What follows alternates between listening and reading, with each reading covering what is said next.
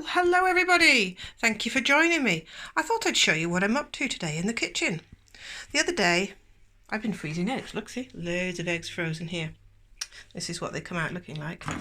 Chickens won't stop laying. And here's the fresh eggs. It's just like, no, another 20 eggs. Things to do with them. So we've been making eggshells, and I'll show you how I'm going to use the eggshell powdered in actual cooking for humans. And I've been making some cheese, and I'm going to show you what I'm going to do with that. So stay with me and I'll show you what I'm up to. Let's tackle the cheese first. So we have got milk kefir, and what I do is put it in a sieve and leave it drip.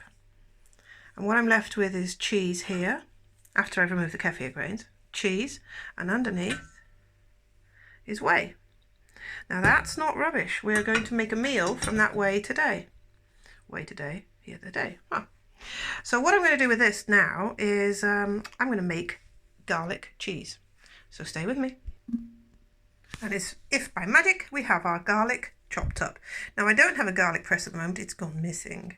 So I quite like the taste of lumpy bits of garlic. So there's the garlic that's going to go in the cheese. Now I'm going to go off and find a container to put it in to show you. Right, I've chosen a basin because a basin I can just easily put a clean plate, which this isn't clean, but still, I'll get a clean one. A clean plate on the top to use as a lid because we've got quite a bit of cream cheese in there to use. So I'm going to tip that cheese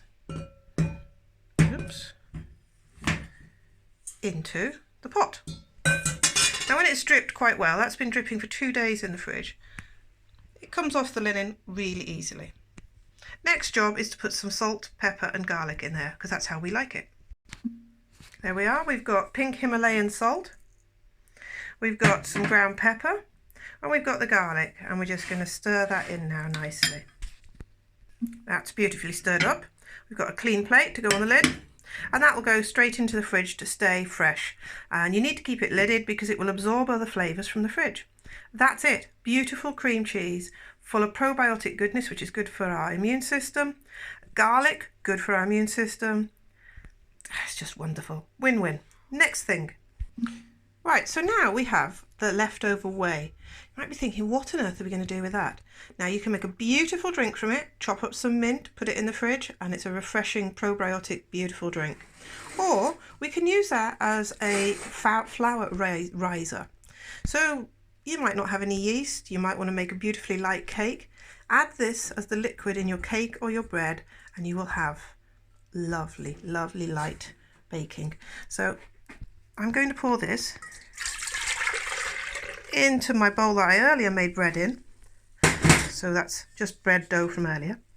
And I will make bread in that in a minute to show you how I'm going to do that. Bread and langosh.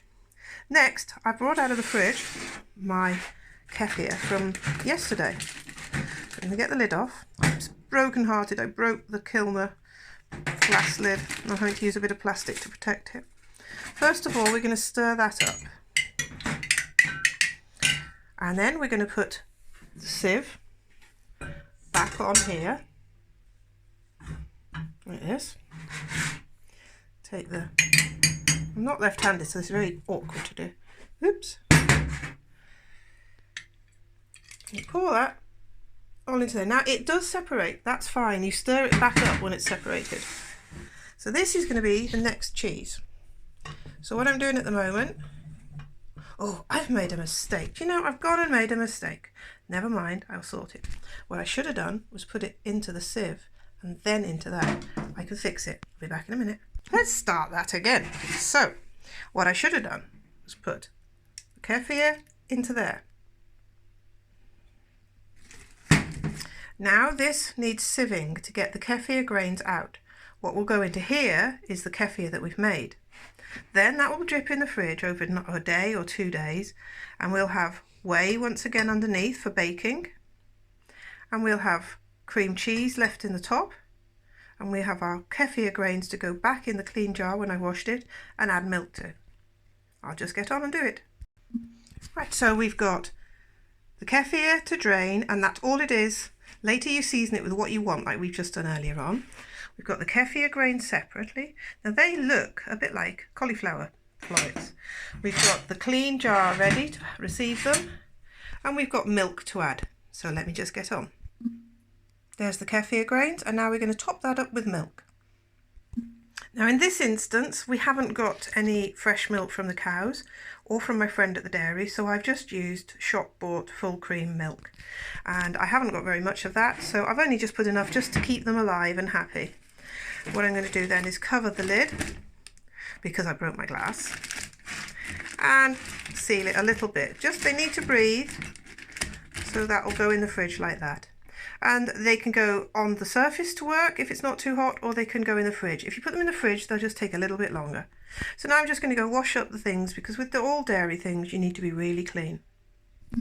Tomorrow's kefir cheese will be just covered like this, left to drip. We cover it all up. It's covered with a plate, and that will be put in the fridge now to drip. Right, so there we have the whey from the cheese making. Lots of probiotic goodness, but when we cook it we're probably going to lose that, but it's still very good for a rising agent and a flour improver. So we're going to make some Hungarian flat fry bread, which will have the topping of the lovely garlicky creamy cheese on, and we'll also do some bread as well. But everyone's asked me how I make my bread. Now I just throw dollops in. So we've got loads of eggs, so do you know what, I'm going to put 3 or 4 eggs in. I've got a sachet of yeast, very rare my yeast, I don't have very much left. A dollop of sugar, look there's my hand, that shows you how much a dollop. A smaller dollop of salt. That you could use oil, but I don't like using the oil, so I use home rendered lard. And then we're going to use my secret ingredient as a flour improver, which is eggshells. Now if you look on your bread that you buy in town, it will have calcium carbonated, I think it's called. Basically ground eggshells. So let's put all of that in there now to mix up. We've got the lard in, we've got the yeast in, that's the salt and the sugar, and then we're going to get some eggshells in it, just a small amount of eggshell powder. And now we're going to add the flour. I've got organic flour here, it's not one we've grown this year. Now I add, what's this? This is a kilo, and I've already put some leftover of some other flour that I've got. I just put it all in. If it's too wet, I add more flour. If it's too dry, I add some more water. Milk, whatever I've got to hand. Yogurt, milk, water, whey, anything. It's nothing special, it's just easy enough to do. There you go. There's my flour all in it. Now I'm just going to put the Kenwood Chef on and mix it. My mum used to do it by hand, and I can still do it by hand, but we've got the machine, so let's use the machine. Now we started off slowly in the beginning, and we watch how it mixes together. Do we need some more liquid? Is it going to be too dry? Do we need more flour? We just watch what happens. We've got it on go slow so we don't cover the place in flour, and it's pulling together quite nicely. Now you can add anything in this dough mixture. You could add curry powder, some pepper, extra salt, more milk. My mineral powders I'll often add. Anything you want to make something taste good. Coconut, potatoes, mashed potatoes. About half as much mashed potato to the dough that you finish off with. Coconut juice, coconut liquid, coconut grinds, almonds, anything you like. You can see now that's pulling together really nicely. I might even have to add some more milk.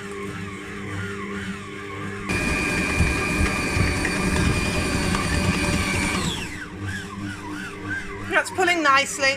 Now we need to just let it do its thing. It needs to mix, and it will become shinier and springy, and we just leave it do that. There we go, that's stage 1. That will be left now in a warm place, covered with a cloth, just to keep any flies out, and that will be left to rise. Then it will be knocked back, it's called, where you punch it and you give it another stir, and then leave it again rise, or you can put it into the balls or the bread shapes and let it rise in the pan. So now, what are we going to do next? Let's have a look. Well, as you may have heard me say earlier, we have a lot of eggs, and you know, chickens will lay for a while and then they'll need a rest. So let's start storing some of those eggs away. So what I'm doing is using muffin trays. That's a bit of tomato sauce. Muffin trays, silicone, and you just put 1 egg in each one. So there you go. I've turned them out of the muffin shells, the muffin cases, and I put them in a bag. Those will go in the freezer, and when I need an egg, I just take one out. There we go, that's that. Here I've done some dried eggs. Now they are yet to be powdered. These are the eggshells, dehydrated, baked and dried. And there we've got the fresh eggs. Now to use this, I will powder it up. First of all, I made a scrambled egg with no fat. Cooked it so it didn't burn, so it kept stirring a lot. Then when it was cool, put it in the dehydrator, and we end up with lumps of dehydrated scrambled egg.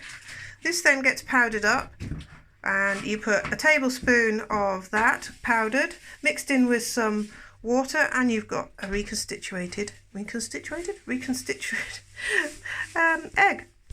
Eggshells, as you see, they just ground up in the blender, and I'll be going ahead and putting more eggs in the muffin cases. So there we have another bag of eggs frozen. So when the chickens stop laying next week, which they surely will, we just get an egg out, or 2 eggs, 3 eggs, whatever the recipe needs, put it on one side, very quickly defrosts. There's the fresh eggs. There's the egg powder.